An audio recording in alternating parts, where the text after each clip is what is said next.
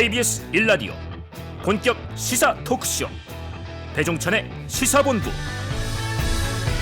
안녕하십니까. 배종찬의 시사본부 시작합니다. 추석 연휴 잘 보내고 계신지요? 슬슬 연휴의 끝으로 가고 있는데요. 평소에 좀 지겹던 정치 뉴스도 슬슬 궁금해질 때가 아닌가 싶습니다. 시사본부 젊은 정치인들과 함께 우리 정치의 현실을 진단하고 젊은 정치란 무엇인가 이야기 나눠보겠습니다. 용혜인, 김재섭, 박성민, 신인규 네 사람과 함께하는 신박한 정치 인재들 기다리고 있고요. 추석 특집 한입뉴스도 기대해 주시면 좋겠습니다. 10월 2일 월요일 배종찬의 시사본부 지금 출발합니다.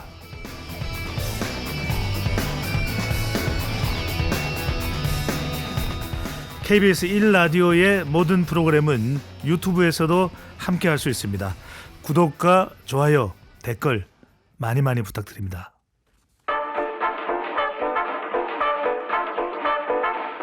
배종찬의 시사본부 한입뉴스. 추석 연휴에도 한입뉴스 계속됩니다.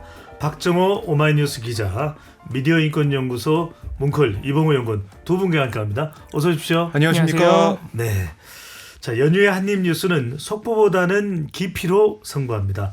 오늘은 민주당이 추진하고 있지만 잘 되지 않고 있는 1특검 4국조를 전체적으로 살펴보려고 하는데요. 야당이 추진한다고 해서 다 해야 하는 것도 아니고 여당 입장에서는 다른 방식으로 풀어갈 수도 있을 텐데요. 여기에 담긴 이슈들, 그 쟁점만은 우리가 잊지 않고 관심을 가져야 한다는 점에서 오늘 1특검 4국조 돌아보기로 준비를 했습니다. 자, 두 분 추석 명절인데 잘 보내고 계신 거죠? 네, 푹 쉬고 있고요. 맛있는 네. 것도 많이 먹고 있습니다. 알겠습니다. 너무 또 배탈 나지 않게 네. 적정하게 또 드셔야 될 것 같고요. 이봉호 연구원은 뭐 아무것도 못 드신 건 아니죠? 저도 잘 먹고 잘 쉬고 있습니다. 네. 더 말라 보여요. 근데. 자, 먹심으로 오늘 네. 힘차게 두 분 토론을 해주시고요. 먼저 1특검 4국조가 뭔가 전반적으로 좀 그 내용부터 먼저 정리를 해주신다면요. 네, 이게 이제 지난 8월 민주당이 추진하겠다고 천명을 한 겁니다. 그러니까 이 해병대 고 최상병 순직 사건에 대해서 특검을 추진하겠다. 이게 1특검이고요. 그리고 서울 양평 고속도로 특혜 의혹, 여기다가 방송 장악 논란, 그리고 오송 지하차도 참사, 마지막으로 이 새만금 잼버리 파행 사태, 이 네 가지 사안에 대해서는 국정조사로 진상을 규명하겠다. 이렇게 해서 4국조, 1특검 4국조라고 민주당이 이름을 붙여서 이걸 다 추진해서 진상을 규명하겠다. 이렇게 강조를 하고 있습니다. 상당히 중요한 연안이고 정치권에서는 논란이 되고 있는 그런 또 이슈라고 볼 수 있는데 네. 국민의힘은 뭐 받아들이지는 않고 있습니다. 자, 국민의힘의 입장 또 민주당의 입장은 어떻습니까? 네, 일단 민주당이 8월에 이 1특검 4국조를 선언할 때 내세웠던 이유를 보면요. 이 독재적 국정 운영이 이어져 국가가 위기에 봉착했다. 사실상 무정부 상태라는 국민들 비판이 큰데 실정을 실정으로 덮는 일이 계속되고 있다라는 얘기를 했어요. 그러니까 1특검 4국조에 포함된 각 현안들도 중요하지만 전체적인 국정 운영 자체가 사실상 독재라고 보는 것이 지금 민주당의 입장입니다. 그러한 독단적인 국정 운영을 막기 위해서 1특검 4국조를 추진하겠다는 명분을 내세웠던 것이고요. 이에 대해서 국민의힘은 당연히 모든 1특검 4국조 사안들 다 반대하고 있고 특히 이재명 더불어민주당 대표를 향한 수사나 여러 의혹들에 대해서 방탄 목적으로 사실상 야당이 현안들을 끌어와서 발목 잡기를 하고 있다. 각 사안들 모두 어느 정도는 진실이 규명이 됐고 책임질 사람들도 책임을 졌다는 게 또 여당 입장입니다. 국민의힘이 반대를 하기도 하고 있기는 하지만 국정조사를 하자는 게 뭐 4개나 됩니다. 그러다 보니까 이걸 다 할 수 있겠느냐, 좀 선택과 집중이 필요한 것 아니냐라는 또 의견도 나와요. 그렇습니다. 지금 현재 시점에서 보면 사실 민주당이 얘기했던 1특검 4국조가 모두 지지부진하다는 것은 사실 민주당도 좀 부인하기는 어려운 상황이 됐어요. 특히 이 9월 달에는 이재명 대표에 대한 구속영장 청구가 전국을 사실상 이슈 블랙홀로 작동을 하면서 좀 전체적으로 1특검 4국조 사안에 대한 관심이 좀 꺼진 측면도 있습니다. 여기서 더 하나 봐야 될 것이 이 1특검 같은 경우에 야당이 이미 김건희 여사 도이치모터스 주가 조작 의혹 그리고 대장동 50억 클럽 이렇게 쌍특검을 이미 신속 처리한 건에 태워놨습니다. 그러니까 사실 이 특검 두 개를 먼저 해야 되는 상황인데 또 하나의 특검을 여기다가 얹힐 수 있겠느냐 이런 부분이 현실적으로도 좀 우려로 작동을 하고 있는 것이고요. 사국조도 사실 마찬가지예요. 잼버리 오송 지하차도 참사, 서울 양평 고속도로 모두 이게 경찰 수사가 진행 중에 있습니다. 아니면 뭐 감사원이 감사를 하고 있든가 이미 아직 조사가 진행 중인 상황인데다가 사국조 역시 이미 야당이 제출해 놓은 국정조사 요구안들이 있어요. 예를 들어서 감사원의 정치적 표적 감사 의혹, 또 한일 정상회담 외교 실패에 대한 국정조사, 대통령실 졸속 이전 문제에 대한 국정조사 요구안을 이미 제출을 해놓은 상태이기 때문에 앞선 국조도 못했는데 과연 또 국조를 추가할 수 있겠느냐. 바로 이런 점들이 또 민주당에게 부담으로 작동하고 있습니다. 그렇군요. 이게 여당인 국민의힘이 받아들이지 않고 있는 상황이다. 그러다 보니까 국정조사가 가능하겠냐. 국정감사로 대체할 수밖에 없는 것 아니냐라는 이야기도 있습니다. 네. 그러니까 국정감사가 이제 바로 또 시작을 하니까 국회에서 열리는 게 이제 국정감사죠. 그렇습니다. 그거는 이제 매해마다 하는 거고요. 국정조사는 특정한 사안에 있어서 비정기적으로 이게 발의가 돼가지고 국정조사 하자라고 여야가 합의해서 추진하고 있는데 국정감사를 하는데 뭐 왜 국정조사 또 하냐, 옥상옥 아니냐 이런 얘기도 있는 건 사실이에요. 그런데 지금 1특검 4국조 이게 8월까지만 해도 굉장히 뜨거웠는데 약간 식어 있단 말이죠.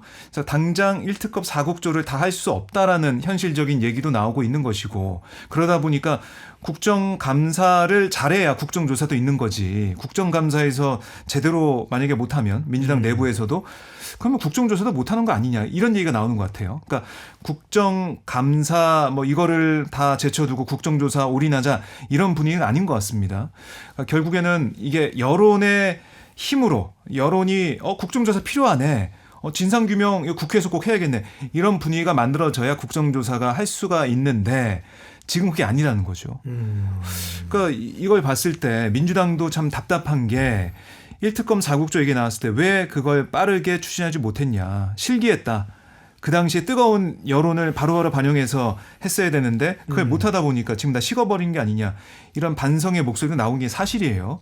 그래서 그럼 어떻게 할 것이냐. 민주당 의원들 얘기를 좀 들어보니까 우선 국정감사를 잘하자. 왜냐하면 국정감사를 통해서 그때 뭐 각 관련 부처 장관들 나오지 않습니까? 거기서 질의를 통해 또 장관의 답변을 통해 국민들이 봤을 때 이 국정감사는 안 되겠구나. 더 파고 들어야겠네. 그러니까 국정감사는 우리가 감사받는 기관장들, 뭐 장관이나 이런 장들이 나와서 그 안에서 회의장에서 진행하는 거 아니겠습니까? 질의응답. 근데 국정조사를 하게 되면 현장 조사도 가고 청문회도 하고 또 다양한 증인도 나오게 됩니다. 그래서 더 효과적으로 이 사안을 볼 수가 있거든요. 국정감사 해봤더니 뭔가 수상해, 이상해, 더 파헤쳐야 돼. 이런 분위기를 먼저 만들어야 되는 게 여론을 이렇게 만들어야 되는 게 먼저다. 이런 민주당의 얘기도 나오고 있습니다. 거기다가 또 민주당 얘기를 들어보면 원내 지도부가 바뀌었다. 그러니까 원내 지도부 박강원 체제에서 사실은 네, 바뀌었으니까 박강원 체제 때 추진했던 1특검 4국조 이게 아니야. 이걸 또 좀 좁혀가지고 전선을 명확히 해서 그러니까 목표점을 한두 개로 좁혀가지고 홍익표 체제에서 다시 한번 해보자. 그게 여론을 더 모으는 길이지 지금 1특검 4국조에서 얘기하는 것은 맞지 않는 게 아니냐. 이런 얘기도 일각에서 나오고 있습니다. 네. 자, 내용도 내용이지만 속도가 중요하다고 또 할 수 있겠는데 하나씩 살펴보겠습니다. 해병대 수사 외압 의혹 특검으로 가보겠습니다. 자, 이제 1특검이 바로 이제 해병대 수사 외압 의혹 진상 규명을 위한 이제 특검인데 이걸 민주당이 패스트 트랙으로 지정하겠다고 했는데 지난달 25일 본회의가 열리지 않아서 때를 놓쳤다.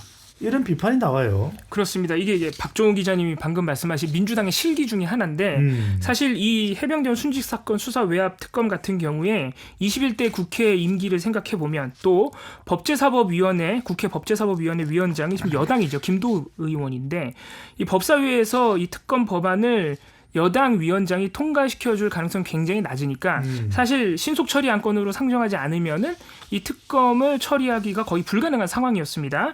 그런데 이 신속 처리 안건으로 상정을 해도 최장 270일을 꽉 채운 다음에야 본회의 상정이 가능하기 때문에 그 270일을 21대 국회 임기가 끝나는 5월에서 역산을 해보면 사실 9월 21일 또는 9월 25일 본회의에서 이걸 신속 처리한 건으로 처리를 했어야 된다는 그런 계산이 나오거든요. 그런데 문제는 21일, 25일, 9월 21일, 25일 본회의가 이 이재명 대표에 대한 체포동의안 가결 사태로 인해서 사실상 본회의가 다 무산됐어요. 그렇게 되면서 이 해병대원 순직 사건 수사 외압 의혹 특검은 사실상 특검법 처리가 불가능해졌다. 이런 분석이 나오고 있습니다. 그래서 또 이걸 이제 본회의에 상정할 수 있는 방법이 국회의장이 좀 나서주면 그렇기도 하죠. 그래서 민주당이 조금 아쉬운 목소리가 나오네요. 그렇습니다. 하지만 김진표 의장은 사실 뭐 김진표 의장뿐만 아니고 계속해서 국회의장들은 항상 쟁점 법안이나 이런 좀 첨예한 대립 상황에서는 여야의 합의를 항상 요구해 왔습니다. 국회 정신을 최대한 추구해야 되는 게 또 여야에 상관없이 국회의장의 역할이라는 그런 부담감이 있다 보니까 그런 점이 또 김진표 의장에겐 부담인데 이 민주당 지지자들이나 민주당 의원들 입장에서는 또 굉장히 아쉬운 점이 될 수도 있겠죠. 네. 그러니까 지난달 5일 김진표 국회의장이 당시 단식하고 있던 이재명 민주당 대표를 찾아간 적이 있어요.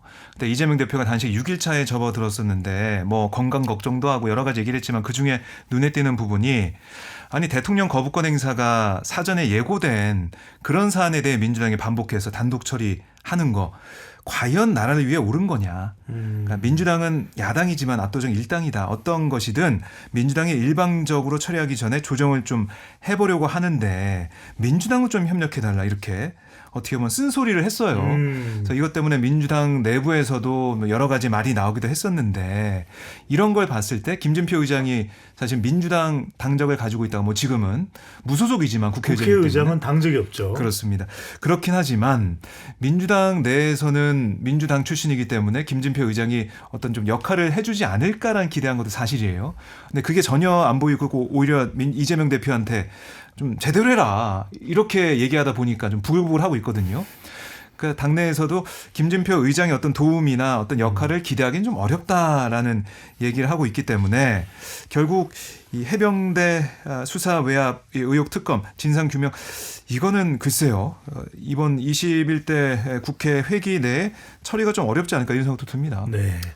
자, 내용을 좀 한번 살펴볼까요? 최근에 이제 해병대 김기한 사령관과 또 중앙수사대장 간의 녹취가 공개되게 됐는데 수사 외압 의혹 진행되었던 과정 이걸 쟁점을 중심으로 한번 정리를 해본다면요. 네, 방금 말씀하신 이 김계환 사령관과 중앙수사대장의 녹취 같은 경우에는 7월 31일 그 문제의 갑작스러운 이첩 보류 지시 이미 이첩이 됐는데 경찰에 그거를 갑자기 회수해야 한다는 국방부와 이 이종섭 국방부 장관의 지시가 내려졌을 때 그때 이 김계환 사령관이 해병대 수사단의 일원들에게 우리는 잘못한 게 없다. 그러니까 해병대 수사단은 잘못한 게 없다. 우리는 진실되게 했다라고 하면서 심지어는 그 국방부 법무관리관으로부터 전화 온 거 녹음 가지고 있지? 이렇게 증거가 있냐고 물어볼 정도로 사실상 외압을 어느 정도 예견하면서 또 해병대 수사단은 잘못이 없다는 취지의 발언했던 그 녹취거든요.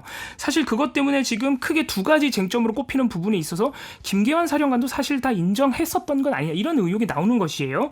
그래서 이 의혹 쟁점 크게 두 가지를 간단하게 정리를 해드리면 일단 첫 번째는 가장 우선적인 쟁점이 될 텐데 국방부가 사건을 가져간 다음에 혐의를 뺐던 임성근 1사단장의 이 참사 책임 여부가 첫 번째 쟁점이 되겠습니다.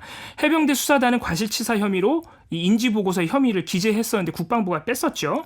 근데 이 해병대 수사단의 조사 결과가 어느 정도 언론에 보도되면서 이 임성근 1사단장에 대한 비판과 의혹은 사실 좀 뚜렷해지고 있는 편입니다. 이 7월 18일 그러니까 이 고 최상병이 사망하기 바로 전날인데 7월 18일에 이 현장 그러니까 그 수해 실종자 수색을 지휘하던 해병대 간부들의 대화방을 보면 이 현장 간부들이 수변 일대 수색이 너무 겁난다. 물이 너무 깊다. 유속이 너무 빠르다. 하지만 아무 대책도 없이 와서 답답하다. 너무 공보에만 치중된 활동이라 솔직히 뭘 하라는 건지도 모르겠다라고 토로를 해요. 그리고 이런 위험성을 상부에 보고하기가 상당히 부담스러운 분위기라는 점, 또 장화를 신으면 발이 팍팍 빠지기 때문에 위험하다고도 했는데 이런 건의도 묵살이 됐다. 이런 대화가 오가고요. 특히 임성근 1사단장의 지시사항이 거기 써져 있는 걸 보면 얼룩무늬 스카프 총원 착용하라. 쪼개는 얼굴, 예, 실제로 있는 글씨라서 제가 읽어드리는데 웃는 얼굴 하지 마라.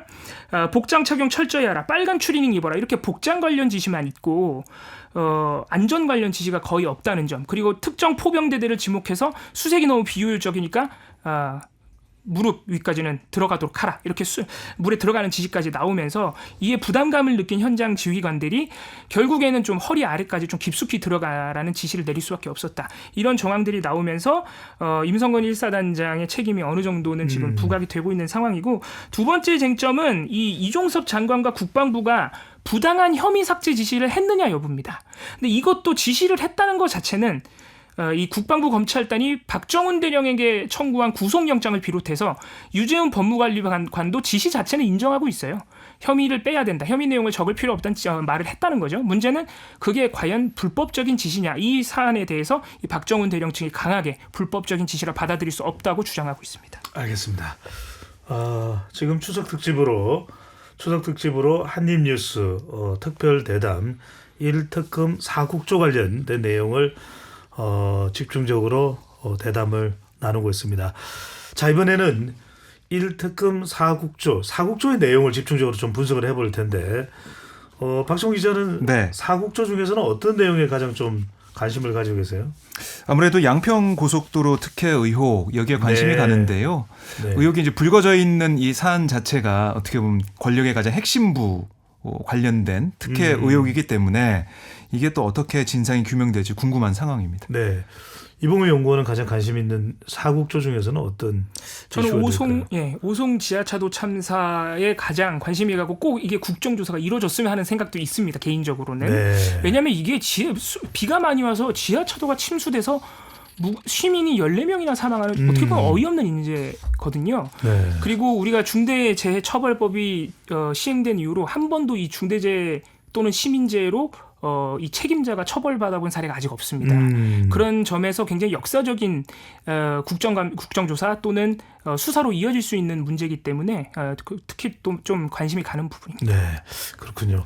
참 우리 시사본부의 배종찬의 시사본부 작가분들이 대단하신 분입니다. 두 분 관심사대로 준비를 했네요. 네. 아, 역시 대단하신 분들이에요.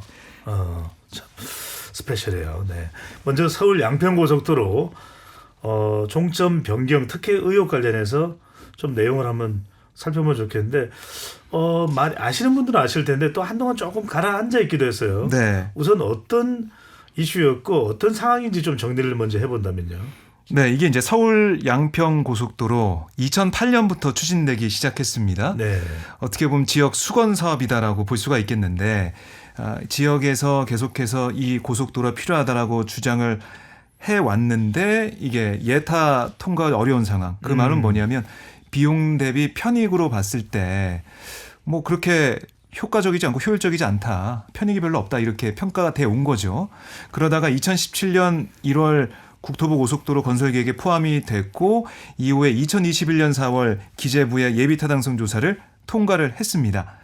그러니까 6번 국도의 극심한 정체를 해소하기 위해서 경기 하남시 감일동과 양평군 양서면을 잇는 도로로 추진이 된 거죠. 이렇게 되면 뭐 경제적인 면에서 조금 떨어진다고 하더라도 정책적인 면, 이렇게 정말 막히는 이 도로의 정체를 좀 풀 수 있다. 이런 면들이 좀 반영이 돼서 예타를 통과한 겁니다.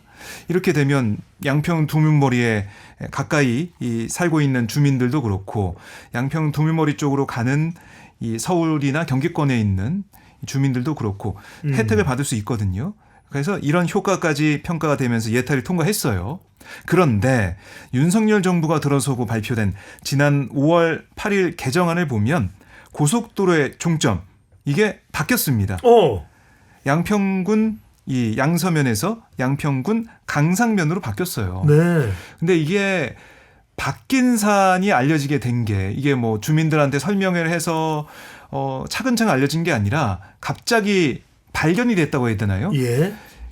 지역 주민도 잘 모르고 있다가 이게 이제 공고가 돼서 바뀌는 걸 갑자기 알게 된 겁니다. 지역 주민도. 그래서 지역 언론이 보도를 처음 했고 이게 계속해서 주요 언론도 주목을 하면서 알게 된 건데, 자, 그러면 아니 왜 종점이 바뀌었을까? 그러니까요. 그것만 놓고 보면 물론 뭐 경제적으로 봐서도 아니면 뭐 노선상에서도 바뀔 만한 사유가 있겠지라는 생각할 수가 있는데 문제는 여기에 하나 더 추가된 의혹이 뭐냐면 양평군 강상면 그러니까 이 종점 부근에 대통령의 부인 김건희 여사 일가의 선산과 일가 토지들이 있다는 겁니다. 아, 그러니까 강상면 쪽이라는 거죠. 맞습니다. 바뀌게 되는 것으로 발표가 된 네. 강상면 주변에 그 땅이 있다는 거죠. 맞습니다. KBS나 한겨레 이제 보도에 따르면 변경된 종점 양평군 강상면 이 반경 약 5km 안에 김건희 여사와 또 김건희 여사 어머니인 최윤순 씨,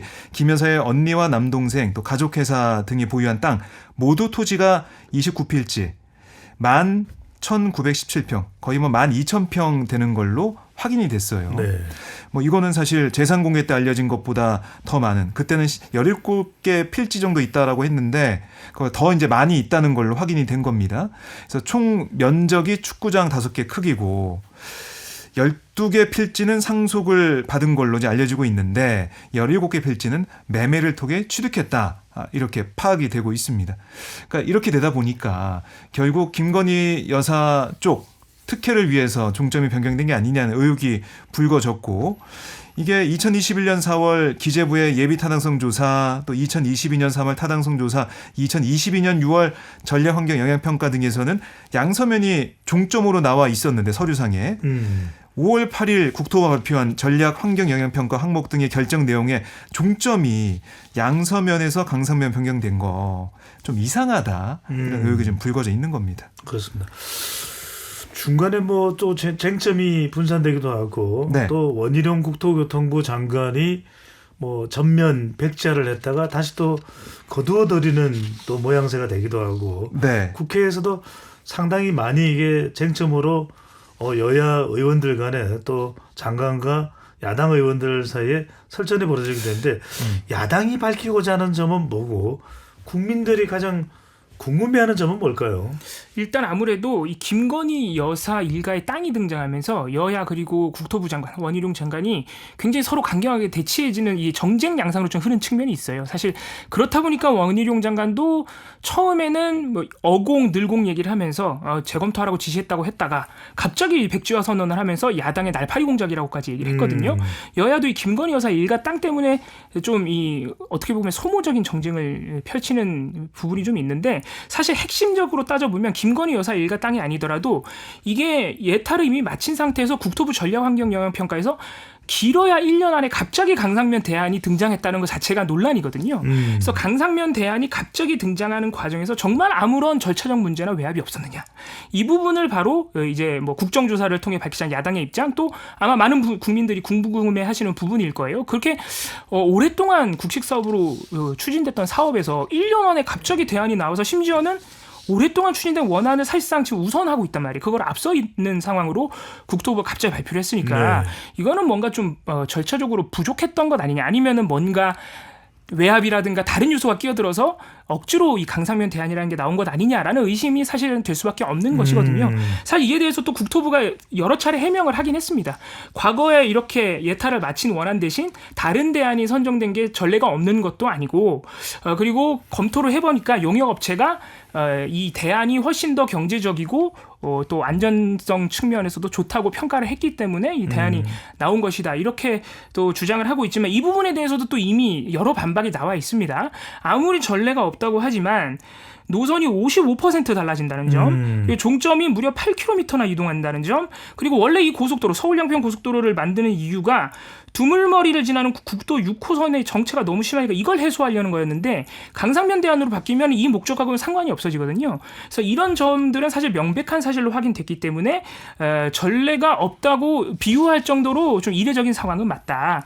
그리고 국토부가 용역업체가 안전하다, 더 경제적이라고 평가했다고 하지만 용역업체 지금까지 나온 보고서를 보면 가장 중요한 요소로 꼽히는 비용 편익 평가가 없어요. 이 비용 편익을 평가해서 내린 수치가 아직 안 나와 있거든요. 이것도 아직 안 나온 상태에서 어떻게 경제적이라 할 수 있느냐. 심지어 최근에는 용역업체가 아직 이 비용 편익 분석을 하지도 않았는데 이거를 다 했다는 전자에 사업비를 이미 지급을 했거든요. 국토부가. 그래서 이런 측면에서도 여러 의혹이 제기될 수밖에 없는 겁니다. 이게 뭔가 절차적 최소한 외압까지는 아니더라도 급박하게 강상면 대안이 나오는 과정에 뭔가 절차적으로 이상하다라는 의심이 나올 수밖에 없기 때문에 이 부분에 대해서 지금 야당이 강력하게 국정조사를 요구하고 있습니다. 네. 자, 이번에는 오송 지하차도 참사로 넘어가 봅니다. 오송 지하차도 참사도 참 안타까운 생명을 앗아간 참사였고 또 사고였습니다. 이 사건도 한번 좀 정리를 해주실까요? 네, 폭우가 내렸던 지난 7월 15일입니다. 오전 8시 40분경이었고요. 충북 청주시 오송읍의 궁평 2 지하차도에 지하차도 바로 옆에 미호강이 흐르는데 그 강이 범람하면서 지하차도가 오전 8시 40분경에 완전 침수됐습니다. 이로 인해서 시민 14명이 사망하고 10명이 부상, 총 24명의 사상자가 발생한 참사고요. 문제는 미호강이 범람할 것 같으니까 주민 대피가 필요하다는 첫 112 신고가 완전 침수되기 1시간 40분 전인 7시 4분경에 접수가 됐습니다. 또 7시 51분경에는 119에 범람이 시작됐다는 신고가 접수가 됐고요. 궁평 지하차도를 통제해야 한다는 주민신고도 112에 완전 침수 40분 전인 7시 58분경에 접수가 됐었습니다. 그러니까 사실상 최소한 3-4번 교통 통제를 할 기회가 있었습니다만 지하차도 관리 주체인 충북도, 미호강 관리 주체인 청주시, 미호강 제방건설과 관리 주체인 행복청, 신고를 받은 112와 119 그 어떤 기관도 통제 조치에 나서지 않으면서 최소한의 조치에도 나서지 않으면서 명백한 인재가 발생했다. 이렇게 정리할 수 있겠습니다. 그러니까 그때 그 오송 지하차도 진입 부분에 들어가지 말라고 그냥 팻말 하나, 막대 하나만 세워놨어도 이런 참사는 막았을 것이다라는 이야기가 나오고 있는 거죠. 그렇습니다. 그런데도 아무도 책임지는 사람은 없다. 자, 야당은 이게 왜 국정조사를 해야 하는 사안이라고 보고 있을까요? 네, 그러니까 여당에서는 계속해서 하고 있는 말이 정부의 조사로 또 수사 의뢰로 진상규명이 끝났다라는 얘기를 많이 계속 하고 있어요. 예. 그런데 야당에서는 책임져야 될 사람이 책임지지 않고 있다는 주장을 계속 펼치고 있는 것이거든요. 그러니까 김영한 충북도지사, 이범석 청주시장에 대한 책임 규명, 처벌 이게 정부 조사에서 아예 배제가 됐기 때문에 행복청장만 뭐 책임지고 물러난 꼴 아니겠습니까? 그래서 왜 이태원 참사도 그렇고 이 정부에서 일어난 참사에 있어서는 꼬리 자르기 식으로 하위직 밑에 있는 사람들만 책임지고 옷을 벗느냐. 그래서는 안 된다. 책임은 제대로 물어야 된다. 그러기 위해서는 진상조사, 진상규명이 제대로 돼야 된다. 이런 얘기를 하고 있는 거예요. 그래서 유가족들도 얘기하고 있는 게 중대재해처벌법상 중대시민재해를 통해서 이 지자체장의 책임을 묻고 또 재발방지책도 만들어야 되는 게 맞다라는 얘기도 하고 있는 거고 또 유족들의 얘기를 들어보면 김영한 도지사가 그동안 보여줬던 태도 전혀 책임지겠다는 태도를 보이지 않고 있기 때문에 이런 것도 그냥 넘어갈 수가 없다라고 강조를 하고 있습니다. 그래서 야당이 주장하고 있는 이 국정조사를 통한 진상규명 이거는 어떻게 보면은 유족들의 요구라고도 볼 수가 있어요. 진상규명이 그냥 뭐 겉핥기식으로 끝나는 게 아니라 왜 지자체에서 제대로 대응하지 못했는지 그 윗선 그 라인 시스템적으로 다 점검을 해보고 재발방지책까지 마련하는 게 이 참사를 우리가 잊지 않고 여기에 대해서 교훈을 얻는 거다. 이런 얘기를 야당이 하고 있는 겁니다. 네. 참 이게 대형 사고가 날 때마다 우리가 느끼는 거지만 과연 책임은 누가 지는가? 유가족들의 마음을 달래주는 것은 어떤 일을 해야 되는 것인가라는 생각을 하지 않을 수 없다라는 거. 근데 뭐 사실은 네. 그러니까 3년 전에 부산 초량 지하차도 사고 이때도 비슷합니다. 오송 지하차도 참사와. 네. 그때도 지하차도 지나던 차량 6대 그 지하차도 안에 물이 갑자기 쏟아져 들어와가지고 3명이 숨지고 4명이 다쳤는데 사실 그때도 극한호우로 인한 재난이라고 볼 수가 있을 것 같아요. 그렇죠. 참사로 볼 수가 있는데 똑같습니다.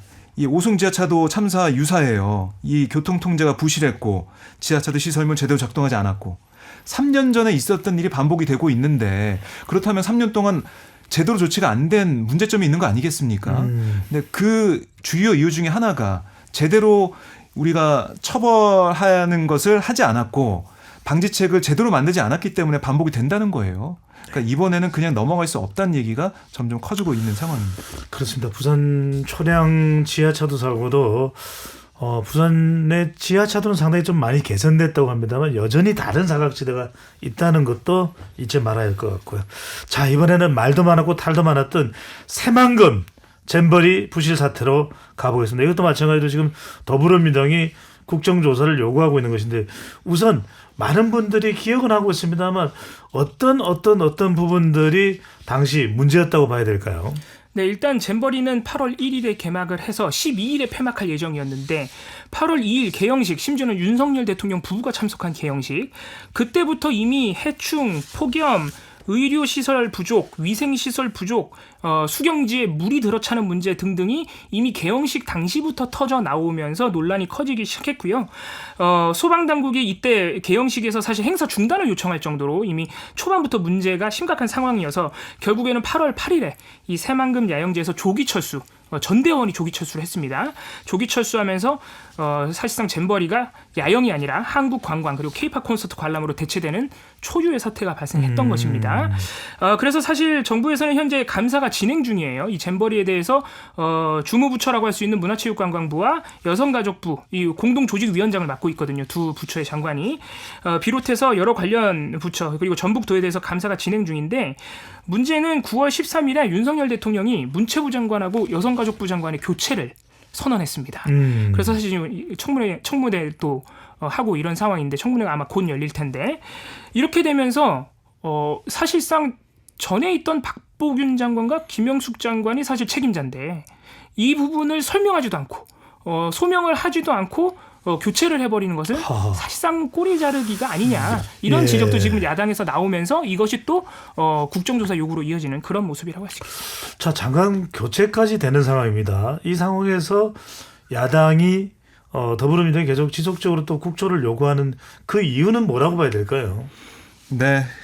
그러니까 새만금 잼버리 야영장 문제점, 사실 제대로 준비가 안 된 부분, 그리고 제대로 준비가 안 됐을 때 발생할 수 있는 여러 가지 문제점에 대한 플랜 B의 부재, 여러 가지 지적을 할 수가 있겠는데 감사원의 감사는 진행 중이에요. 그럼에도 불구하고 국정조사 얘기하고 있는 것은 맨 처음에 이 야영장의 상태가 좋지 않았다고 얘기했던 게 바로 이제 개영식을 통해서 윤석열 대통령 부부가 참석한 그 행사부터 5년 지난 자가 발생한 거 아니겠습니까? 왜 그런 행사가 진행될 때 제대로 대응하지 못했는지, 윤 대통령이 이 행사에 참석함으로써 어떤 미비점이나 그 행사 참석으로 인한 대원들의 불편함이 어떤 게 있었는지 이런 것들을 살펴보려면 기억나는 걸로는 소방당국에서는 개영식을 좀 막았다 그런 이야기도 있어요. 네, 그러니까 제대로 이제 들어갈 수 없는 상황 그게 이제 만들어져가지고 조직위가 제대로 대응을 못했다 이런 비판도 있었는데 감사원 감사가 진행이 돼서 진상을 규명한다면 과연 대통령 일정에 대해서도 감사원 감사가 진행될 수 있겠느냐. 그게 아니라 이른바 이제 윗선, 그러니까 권력 최상부에 있는 이 대통령실에 있는 사람들에 대해서는 제대로 조사 못하는 게 아니냐. 그래서 다 모든 것을 진상 규명하고 밝히기 위해서는 감사원 감사로 불충분하다라는 것이고, 또 감사원의 입장에서는 감사를 할 때 과연 현 정부에 대해서 제대로 또 감사할 수 있겠냐 이런 문제가 있어요. 여가부, 행안부, 문체부 다 들여다 본다곤 하지만 지금 여당에서 얘기하는 것은 전북도, 그러니까 새만금이라는 장소가 결정된 것 자체에 문제가 있다는 거 아니겠습니까? 그런 것들을 균형 있게 볼 수 있겠느냐. 그것도 아니라는 게 야당의 주장이거든요. 감사원 감사는 진행하되 그것과 별개로 국민들이 납득할 수 있는 그 사안에 대한 판단, 왜 이렇게 준비가 미흡했는지, 대통령 행사나 이런 것들을 통해서 어떤 문제점이 있었는지 밝히기 위해서는 이 국정조사 꼭 필요하다는 얘기는 하고 있습니다. 그렇군요. 자, 우리가 지난 시간에 공영방송 잔혹사를 두 분과 함께 다뤘었는데 사국조 가운데 하나 바로 공영방송 이사 해임 건입니다. 이 문제를 두고서 여야는 서로 또 어떤 주장을 하고 있는 겁니까? 일단 민주당에서 이것을 국정조사까지 해야 된다고 요구하는 것은 사실상 정부가 출범한 직후부터 지난해 7월부터 시작된 감사원의 공영방송 그리고 방송통신위원회를 향했던 감사, 그리고 그를 통해서 검찰 수사로 이어지고 그걸 통해서 한상혁 전 방통위원장을 면직하는 것, 이것이 바로 이미 조직적으로 시작된 이 방송장악 시도의 시작이라고 지금 민주당에서는 보고 있거든요. 그렇게 한상혁 전 위원장을 수사기관을 동원해서 사실상 기소만으로 면직을 하고 그렇게 방통위 인사를 교체함으로써 공영방송 이사진을 3개월 만에 5명까지 교체를 했다. 그리고 그 과정에서 방송통신위원회 위원이 2-3명밖에 없는데 이런 파행적인 상황에서도 중요한 의사결정을 강행하면서 절차적으로도 문제가 있지 않느냐 이렇게 지금 민주당에선 보고 있는 것이고 또 이동관 방통위원장 임명 이후에도 임명 과정에서 여러 가지 자녀 학폭 은폐 의혹 그리고 과거 이명박 정부 시절에 이 공영방송 장악 또는 인사 개입 의혹에 대해서 국정원 문건까지 나와 있는데 임명을 강행한 것은 인사 검증은 물론이고 이동관 위원장에 관련된 의혹들이 아직 소명이 안 됐기 때문에 국정조사를 통해서라도 이 의혹들도 다시 한번 들여다봐야 한다는 것이 지금 야당의 주장이고요. 국민의힘은 일단 방송장악 시도 자체가 아니라는 입장이고요. 현 정부에서 하고 있는 공영방송 이사진 교체가 그와 더불어서 문재인 정부에서도 똑같은 방식으로 공영방송 이사를 교체하지 않았느냐 이렇게 맞서고 있는 상황인데 그리고 또 아까도 말씀드렸지만 이런 국정조사 요구가 이재명 대표 수사를 막기 위한 방탄이다. 또 이 국민의힘은 또 이렇게도 주장을 하고 있습니다. 하지만 저희가 저번에도 말씀드렸지만 방통위원회 위원이 2-3명밖에 없는데 공영방송 이사를 교체한 것은 이번에 처음이에요. 그리고 방통위원장을 교체해서 공영방송 이사진을 교체하고 이 과정에서 수사기관과 감사원이 동원되는 이런 방식은 현 이동관 방통위원장이 청와대 대변인으로 갔던 2008년 처음 만들어진 방식입니다. 그 점에서 볼 때 민주당은 강하게 의심하고 있다. 이렇게 정리할 수 있겠습니다. 박정우 기자 뭐 짧게 한마디 못한다면요. 네, 1특검 4국조 저희도 정리하다 보니까 내용이 정말 많은데 이게 이대로 추진될 수 있을지 없을지는 알 수가 없습니다, 현재. 하지만 제일 중요한 것은 국민들이 알아야 될 사안들, 국민들이 알아야 될 이슈들이 분명히 존재한다는 거고요. 거기에 대한 진상이 뭔지 이거는 뭐 국정 조사가 아니더라도 어떻게든 국회나 아니면 뭐 제3의 기관이든 밝혀서 국민들이 이런 여러 가지 의혹과 그리고 사실 어떻게 권력부의 어떤 힘이 작용했다라는 의심이 드는 사안도 있는데 그걸 국민들이 의혹을 가지지 않게 하나하나 밝히는 게 중요하다 이런 생각을 해봤습니다. 네. 자, 야당이 주장하고 있는 1특검 4국조의 핵심 내용 쟁점 살펴봤는데 우리가 잊지 말아야 할 문제는 그것이 무엇인지 또 특검과 국정조사가 꼭 필요한 사안들인지 판단을 한번 해보는 시간이 되시면 좋겠습니다. 추석 특집 한입뉴스 이봉우 연구원 박정호 기자와 함께했습니다. 두 분 고맙습니다. 감사합니다. 고맙습니다. 네, 끝으로 이성렬의 나라 띄워드리면서 저는 2부로 돌아오겠습니다. 모든 것이 무너져 있고 발이 딜고 하나 보이질 않아 까맣게 들이온 공기가 널 덮어 눈을 뜰 수조차 없게 한데도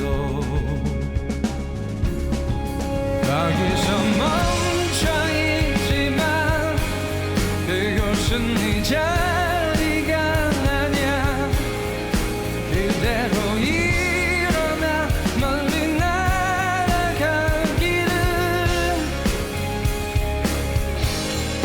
얼마나 오래 지날지 시간은 알 수 없지만 견딜 수 있어 날개를 펴고 날아 결국 멀리 떠나버렸고 서로 숨어 모두 보이질 않아